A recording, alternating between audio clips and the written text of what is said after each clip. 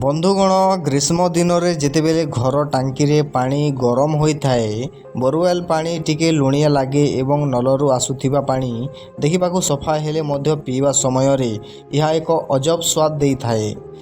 ସେତେବେଳେ କିଚେନ୍ ଲାଗିଥାଏ ଏକ ଛୋଟ ଆରୋ ପ୍ୟୁରିଫାୟର ଶେଷରେ ସେହି ପାଣିକୁ ପିଇବା ଯୋଗ୍ୟ କିପରି କରିଦିଏ। ଆପଣ କେବେ ଭାବିଛନ୍ତି କି ପାଣି କିଛି ମିନିଟ୍ ପୂର୍ବରେ କାଦୁଅ ଥିଲା, ଲବଣ ଥିଲା, କ୍ଲୋରିନ୍ ଥିଲା, ବ୍ୟାକ୍ଟେରିଆ ଥିଲା, କଳଙ୍କି କଣିକା ଥିଲା ଏବଂ ଦ୍ରବୀଣୀଭୂତ ମଧ୍ୟ ଥିଲା, ଅଶୁଦ୍ଧରେ ଭରପୁର ହୋଇଥିଲା। ସେହି ପାଣି ଫିଲ୍ଟରରେ କେମିତି ବାହାରିଥାଏ ଏବଂ ଏତେ ସଫା କେମିତି ହେଲା?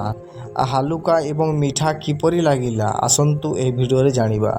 କ'ଣ ଆରୋ ସତରେ ପାଣିକୁ ସମ୍ପୂର୍ଣ୍ଣ ରୂପେ ବିଶୁଦ୍ଧ କରିଦିଏ? କ'ଣ ଏହା ଭିତରେ କୌଣସି କେମିକାଲ ମିଶାଯାଏ?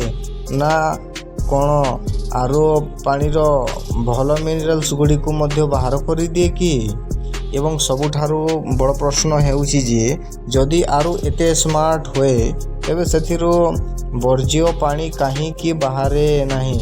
କ'ଣ ସେହି ପାଣି ବେକାର ହୋଇଥାଏ କିମ୍ବା ତା ପଛରେ ପ୍ରେସର, ମେମ୍ବ୍ରେନ୍ ଏବଂ ମଲିକ୍ୟୁଲାର ଲେଭେଲର ହୋଇଥାଏ କୌଣସି ଲୁକାୟିତ ବିଜ୍ଞାନ କରେ?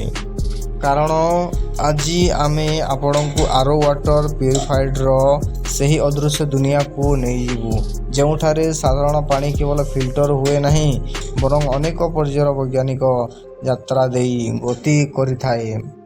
ତେବେ ଚାଲନ୍ତୁ ଜାଣିବା ଆରୋ ପ୍ୟୁରିଫାୟର ସମ୍ପୂର୍ଣ୍ଣର ସତ୍ୟତା ସମ୍ପର୍କରେ। ପ୍ରଥମେ ବୁଝିବା, ପାଣିର କେବଳ ମାଟି ଦେଖାଯାଉଥିବା ଅପରିଷ୍କାର ହୋଇନଥିବା ଏକ ଅନେକ ସମୟରେ ପାଣି ସ୍ୱଚ୍ଛ ଦେଖାଯାଏ, କିନ୍ତୁ ଏହା ଦ୍ରବୀଭୂତର ଲବଣ ଏବଂ ଭାରୀ ଧାତୁ ଏବଂ ଫ୍ଲୋରାଇଡ୍, ନାଇଟ୍ରେଟ୍ ପରି କ୍ଲୋରିନ୍ କିମ୍ବା ଅଣୁଜୀବ ଥାଇପାରନ୍ତି। ଏହି ଅଶୁଦ୍ଧ ଗୁଡ଼ିକୁ ଦେଖାଯାଏ ନାହିଁ, କିନ୍ତୁ ସ୍ୱାଦ, ଗନ୍ଧ ଏବଂ ସ୍ୱାସ୍ଥ୍ୟ ଉପରେ ପ୍ରଭାବ ପକାଇଥାଏ। ବିଶେଷ କରି ବୋରୱେଲ୍ ପାଣିରେ, ଅର୍ଥାତ୍ TDS ବା ଟୋଟାଲ ଡିଜିଟାଲ ସଲ୍ଟିସ୍ ଅଧିକ ହୋଇଥାଏ। TDS ର ଅର୍ଥ ହେଉଛି ପାଣିରେ ମିଶିଥିବା ଖଣିଜ ପଦାର୍ଥ ବା ମିନେରାଲ୍ସ ଏବଂ ଲବଣର ମୋଟ ପରିମାଣ। ସ୍ୱାଦ ଏବଂ ମିନେରାଲ୍ସ ପାଇଁ ଅଳ୍ପ TDS ହୋଇପାରେ, କିନ୍ତୁ ଅଧିକ TDS ପାଣିକୁ ଲୁଣିଆ ଏବଂ ଅସୁରକ୍ଷିତ କରିପାରେ। ତେଣୁ ଆରୋ ପ୍ୟୁରିଫାୟର କେବଳ ଧୂଳି ଛାଣିବା ମେସିନ୍ ନୁହେଁ, ଏହା ଦ୍ରବୀଭୂତ ଅଶୁଦ୍ଧିକୁ ଏହା ନିୟନ୍ତ୍ରଣ କରୁଥିବା ଏକ ପ୍ରିସିଜନ୍ ସିଷ୍ଟମ। ବର୍ତ୍ତମାନ ଏକ ଭ୍ରାନ୍ତ ଧାରଣା ଦୂର କରିବା। ଆରୋ ପାଣିକୁ କୌଣସି ଯାଦୁରେ ସଫା କରେ ନାହିଁ। ରିଭର୍ସ ଅସ୍ମୋସିସ୍ ନାମକ ଏକ ବୈଜ୍ଞାନିକ ପ୍ରକ୍ରିୟା ଉପରେ କାମ କରେ। ଅସ୍ମୋସିସ୍ ପ୍ରକୃତିର ପ୍ରକ୍ରିୟାରୁ ଯେଉଁଥିରେ ହୋଇଥାଏ, ଯେଉଁଥିରେ ମେମ୍ବ୍ରେନ୍ ଝିଲ୍ଲି ମାଧ୍ୟମରେ ଗତି କରିଥାଏ।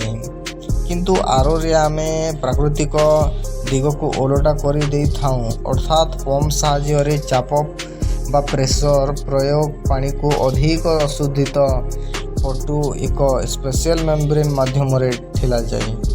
ସେଥିପାଇଁ ଏହାକୁ ରିଭର୍ସ ଅସ୍ମୋସିସ୍ କୁହାଯାଏ। ଏଠାରେ ମେମ୍ବ୍ରେନ୍ ଏତେ ସୂକ୍ଷ୍ମ ହୋଇଥାଏ ଯେ ପାଣିର ଅଣୁଗୁଡ଼ିକକୁ ଧରିପାରେ ନାହିଁ। କିନ୍ତୁ